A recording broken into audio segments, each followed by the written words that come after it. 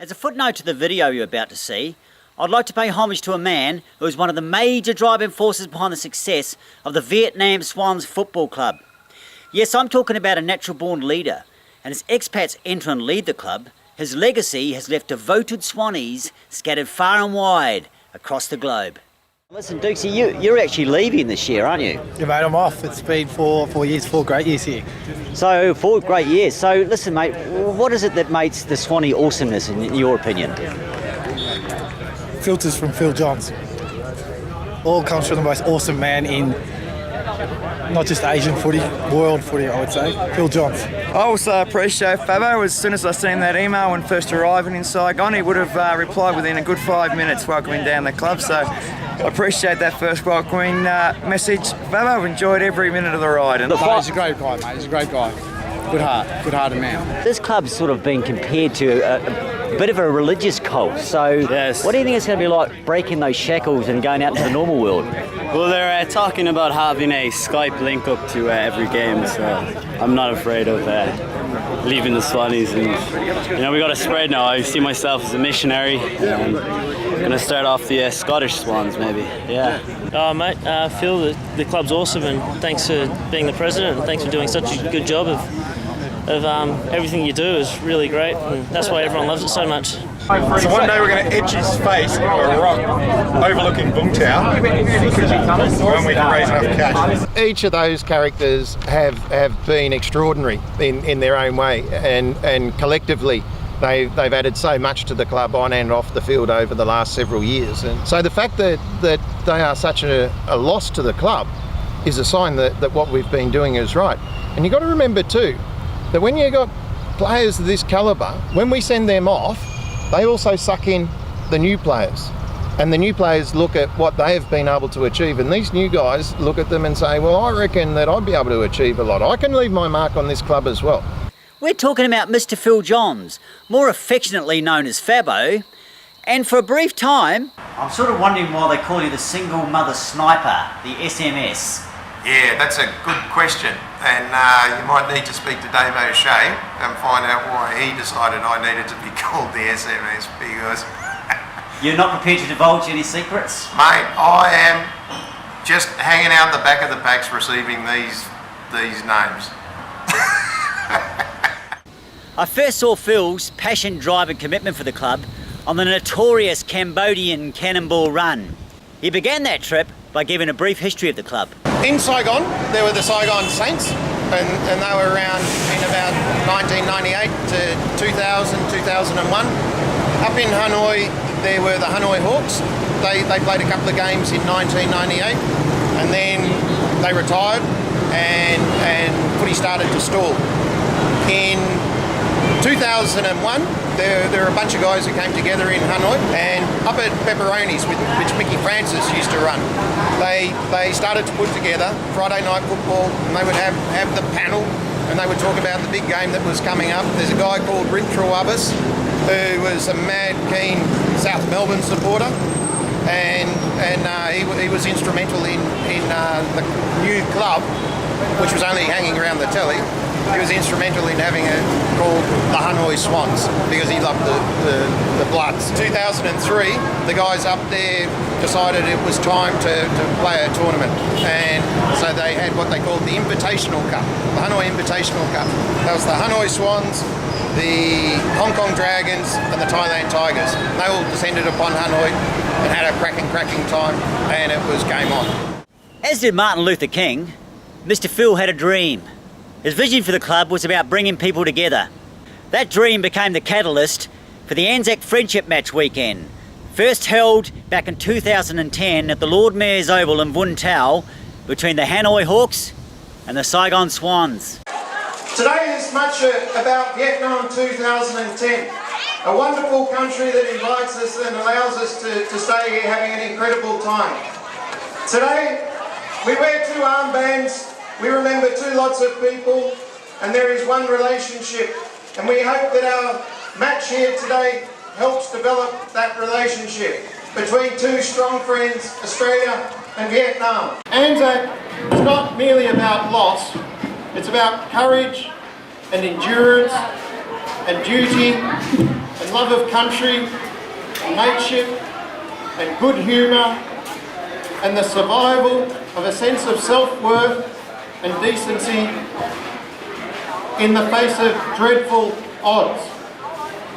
Today, this afternoon, we will see some of those qualities in some measure displayed out there on the football field. But very importantly, today we celebrate the present and we look forward to the future. And we look forward to a great game of Aussie rules on the Lord Mayor's Oval, the Vung Tau dog track. Go the Reds, go the Swannies! And we remember that this was the Lord Mayor's Oval, and it used to be the home ground of the Vietnam Football League that ran from 1966 to 1971. We've got a number of veterans who are back here today, which is magnificent to see. We've also got a number of veterans who actually played football on this oval. 3 of them are standing next to today's umpire. Rod Vernon, Nick Johnson,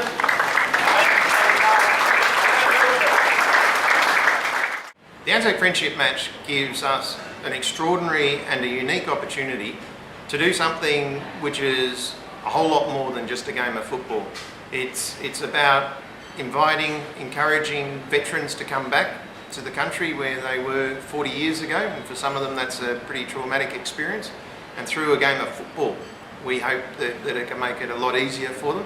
Well, I reckon it's great what the Swans do to include both sides, not just the Australian side of it or the Vietnamese side of it. They try to unite both peoples, and the Vietnamese people turn up for the game and they mix in and they pay respect to each other, you know, and we get on well together, and it's bringing us both together where we were enemies at one stage, now we are friends. You know? I think Phil is the reason why I play here. So do you like AFL? You like the game? Yes, That's very good. And what about the Swannies? Do you like the Swannies Football Club? Yeah, that is the reason why I am here. Go Swannies! Go Swans! Yay! All right, well done. Go Swannies! Yeah! Go the Swannies! Go the Swannies! Go the Swannies! The whole ANZAC match is about friendship, it's about loyalty, it's about helping your fellow people. It's all there about mateship, and everything's evident on the weekend. We see the number of Vietnamese at the game. I think that increased from last year to this year, and to me it's just going to get bigger and bigger, because the Vietnamese are going to talk about it. They like seeing the football. The friendship match is a highly contested affair amongst the Swans players who realise the significance of the occasion. It means heaps. It's I played in 3 ANZAC games so far with the Swannies, and one before the Swannies had one when we toured at Kanchanaburi in Thailand. In that game, we played in front of 4 ex-prisoners of war from the Death Burma Railway, and then to be able to do that again now in Vietnam with the vets means the world. And it was really good to get picked. I didn't get picked last year and felt it, you know, and to get picked this year was really important, and playing in front of the vets. And I remember seeing the vets at Longtown last year, and you know, and it's an important weekend, an important time for them down there, so really important for me. Feels a great deal of respect, you know, especially playing on the same ground that some of the diggers did in the Vietnam War, and yeah, actually reflecting on what actually happened here and all those sorts of things. So when I first came to Vietnam, I didn't know anything about the Vietnam War. It's not really taught in school when I was at school. So it's great to be a part of, and then, you know, actually wear the armbands and to pay your respects, and it's really great. Knowing that there's going to be also Vietnam veterans that have played on this ground many years ago, would you tap into that at all today? Oh, look, absolutely. I mean, look, there's so many emotions that go through all the players here. I mean, of course, there's the issues regarding the people who fought here many years ago, and then there's looking after your mates and mateship, and as well as just the part of the energy that comes from just being a Swannie. I'm looking for that pride today. I'm looking for every single one of you to have some pride in the game and what we're playing for. And what we got to do is you've got to look at each other now and before the start of the game and say, yep, I'm not going to let you down, man. I'm going to try my hardest.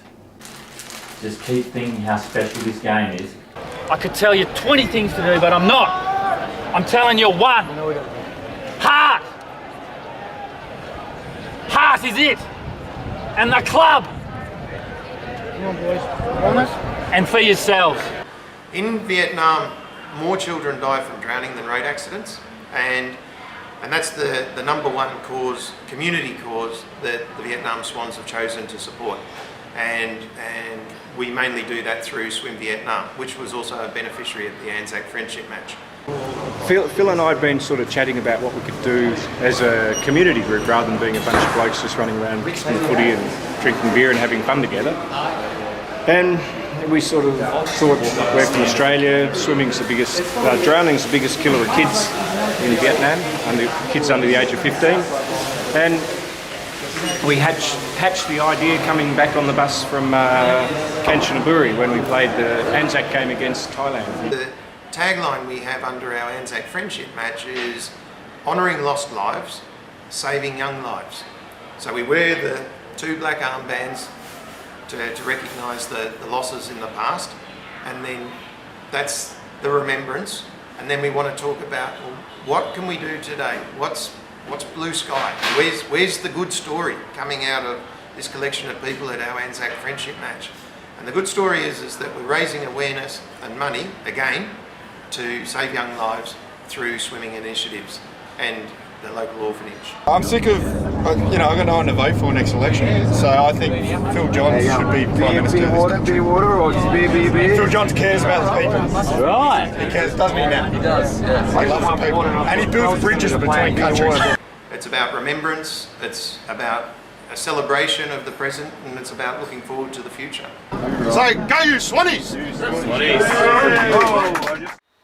The Vietnam Swans realised some years back the benefits of having the club participate in a rigorous boot camp weekend in Vung Tau.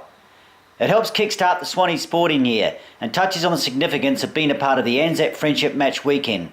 It works particularly well for a few reasons. One is we're just wanting to get everyone together again after the Mickey Mouse period, and by going down to Vung Tau, which is where our ANZAC match is, it's also a way of showing commitment to the Vung Tau people, that we care about this town as well. So that really kicks off the period for the build-up to the ANZAC match and weekend, and then it just builds up from there. Let's check out some of the activities dished out by Boot Camp Weekend in 2015, which was held in various locations around Vung Tau. And let me tell you, there was plenty of drive, passion and commitment.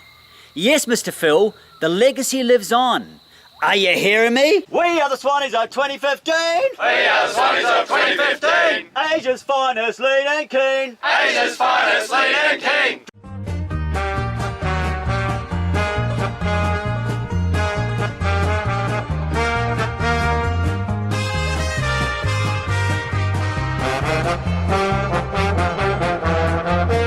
So Andy, can you tell us why you decided to include Long Tan in the schedule? It's very important to the club to play down here in Vung Tau and visit the cross every year. And we want to keep the history going. We have a lot of people coming in and out of Vietnam and a lot of people playing for the Swans, and we always want to remember why we come down here. The weekend is a lot more than just a footy game, and I'm bringing the guys down here this weekend to educate everyone and know how important it is to the whole club. Paul's a local tour guide around this area. He knows a lot about the Long Tan Cross and what happened here. We have to first of all get our mind around the fact that it was 1966, and in 1966 Nui Dat base had just opened. Nui Dat base is in that direction. It's only about 3.5 k away. At 3:40 p.m. there was the first accidental contact with the enemy. But all of a sudden the Aussies realised they weren't up against guerrillas. They realised they were up against well-trained PLA army. They were up against the 445 battalion, who still control this area. Eventually, D Company was surrounded and the battle started in earnest. Within 20 minutes, the commander was killed and a third of the battalion killed or wounded. The support that day included American, Australian and New Zealand artillery, and it was amazingly accurate. They got the artillery to fire over them way back there, and they started walking the artillery in at 50-metre increments. None of our soldiers were injured or killed that day with friendly fire. This was happening in a tropical downpour. 7 p.m, the APCs arrived from Nui Dat and drove off the enemy. The second that the APCs arrived, the enemy dispersed. The next morning, D Company returned for final clearance of the scene. But it was good that they came back because they found 2 of their D Company soldiers still alive. There were 3 wounded enemy. On that day, 17 were killed and 24 were wounded. The odds were 10 to 1. Right, guys? Thanks very much, Paul. Yeah, so I know you're going to go on a bit of a 5k jog here just to get everyone into the feel of going around the rubber plantations this morning.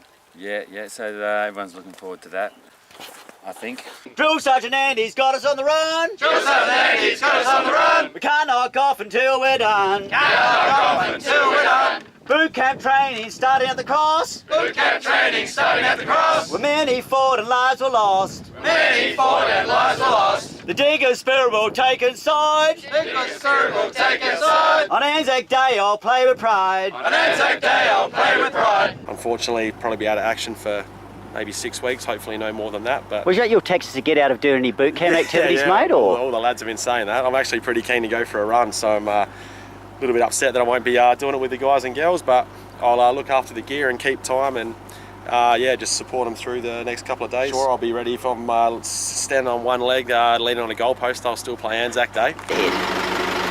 There he is, first pass home in the 5k run at a winner's time of 27.51. Here he comes, second past the post.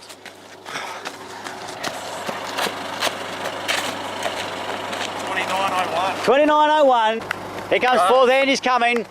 It's not just youth who can run this race at a good time, he says. How's it going, you Petty? Hey! At the time of 31.23. Go on, you Marty. Well done. The time of. Alrighty. Yeah. 39.21. 40 minutes, 6 seconds. Well done. Well done, guys. Well done, you have. Yay!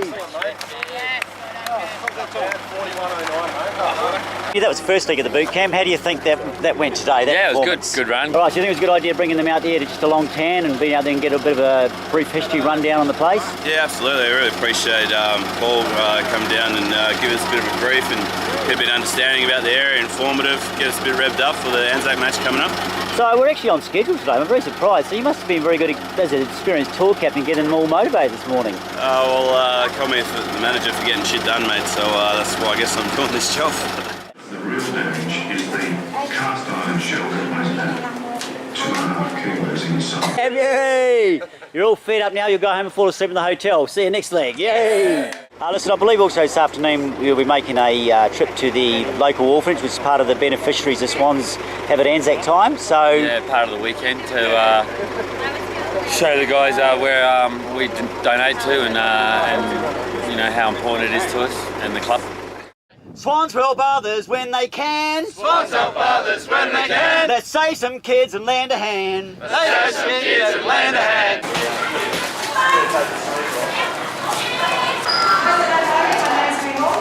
I know I've met some of you in the past, and our centre is very appreciative of what the Vietnam Swans has done in the past, continuing to do for this centre and also Long Hai Centre. You haven't been to Long Hai Centre, but actually most of the money that we raise goes towards Long Hai Centre.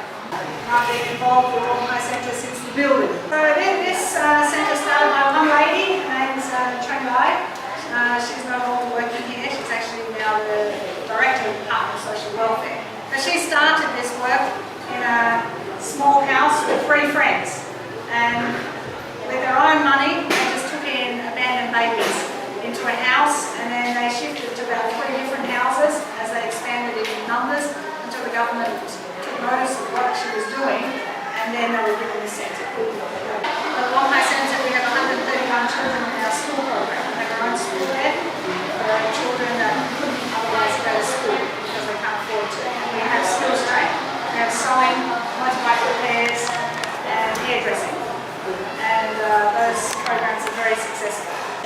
And Alumni Centre, we feed every child every day, so we're providing 150 meals a day at Alumni Centre, and we get zero funding from the government on that.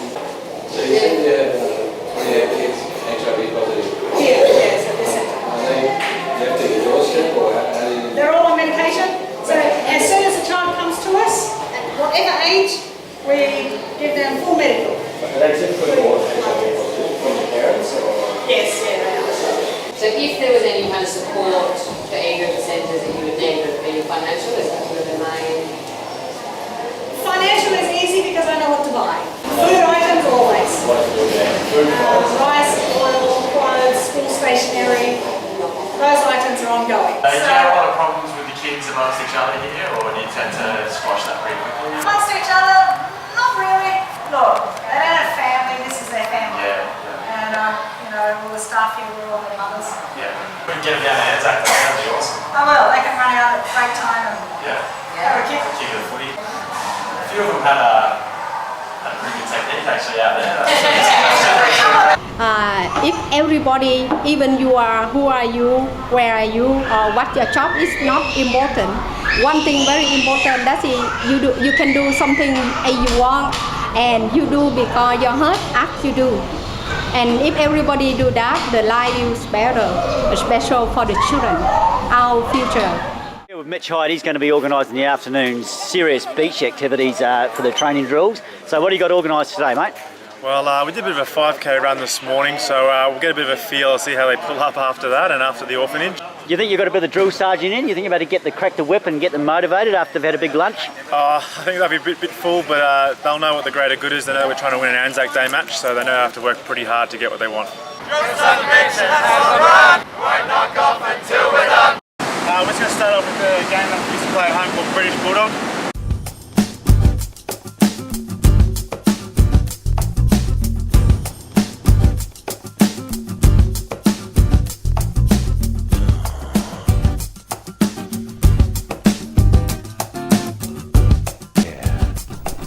It's business time.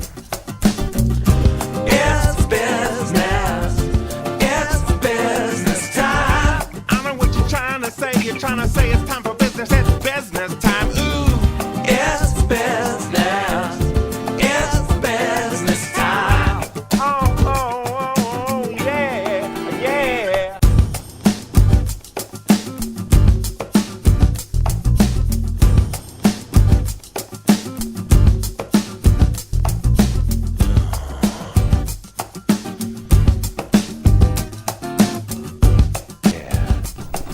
It's business time. It's business. It's business time. I know what you're trying to say. You're trying to say it's time for business. It's business. Andy, how do you think the day went today, mate? I thought it was very good. It had a mixture of everything in it today. Yeah, it's good, it's hard. The guys are more keen and we're going to have a real crack, so good start to the season. Yeah, I think the boys will be quite happy just to have a nice dinner tonight and a few beers. Yeah, for sure. Yep.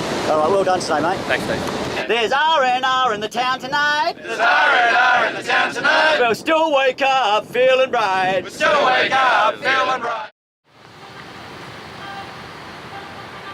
Hey, Chris. Your ball this time.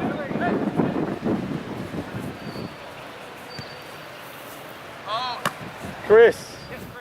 So listen, Timmy, what about the turnout this morning? You happy with it, or? Oh look, mate, I think all the key Swannies come out and the boys that are part of the team, yeah, we're getting some good skills in. What do you reckon the highlights were this weekend, buddy? Then the orphanage, you know, that was a really big highlight for me. I think just trying to understand what those kids go through and that sort of stuff, and we can give them a bit of a light during the day and a bit of happiness. At one point, one little girl sort of come up to me and put her hands up in the air and jumped up and then latched on and wouldn't let go, you know, and that really hit home. So I think I'll get back there a bit often and try and help out where I can. It's good, mate. Yeah, so adoption's not on the cards there or anything? Oh, mate, you know, can't even look after myself sometimes. I don't know about looking after a little kid at this stage. But now, listen, mate, just finally, now the rumour you might have got mugged on that run because no one could find you for quite a while. Do you know what happened out there? Oh, mate, I bought some these runners from Thailand. I'm going to blame it on those because, yeah, my old calves packed up halfway through and, yeah, I wasn't, couldn't feel my legs for a little bit, but that was all good. And I was out there, mate, you know, went around, had a bit of tea and a bit of pho with some of the locals. Good on you, Timmy. Good warm up for the big one in April, mate. We'll see you there. Yeah, cheers, Steve. Now listen, mate, you're one of the great campaigners of the weekend. Have you pulled up? Surprisingly well, considering I'm not a runner. And Yeah, no, I think you've done well, and you were out there down the beach there putting a lot of effort in. yeah, it was good fun at the beach. Yeah, And also noticed you were putting a lot of effort into the R&R last night too, which was a great effort. I pulled my, did my bit, Yeah, the beach session with Mitch was good, and the long tan run was good as well. And yeah, got about 12 out here today for a kick of the footy. So all in all, not a bad weekend. I dare say that some people got up to some shenanigans last night. Yeah, so what do you reckon the highlight was? Any highlights you reckon out of that day yesterday? I have to say, I know there's some low lights, like Bill rocking up late or not rocking up at all to everything, being Captain Courageous. You're able to tell us, Billy, just briefly, where the hell were you there? I was here already. You're here, right. Vung Tau, yeah. acclimatised. There's a lot of leadership battles going on. You might have seen Tony Abbott. It's pretty... Showing up support down here with the locals. Now, on your little stint with the boot camp weekend, you got any highlights, buddy? We've eaten pretty well, the 3 meals that I've made. I noticed you've put in such an effort that you've actually got a bit of a war injury from yesterday. Can we just have a brief look at this? I don't know if you can see in the light there. Yeah, there is quite a noticeable bruise there. There's a bruise that comes right up to there. It looked actually yesterday like you dislocated the toe.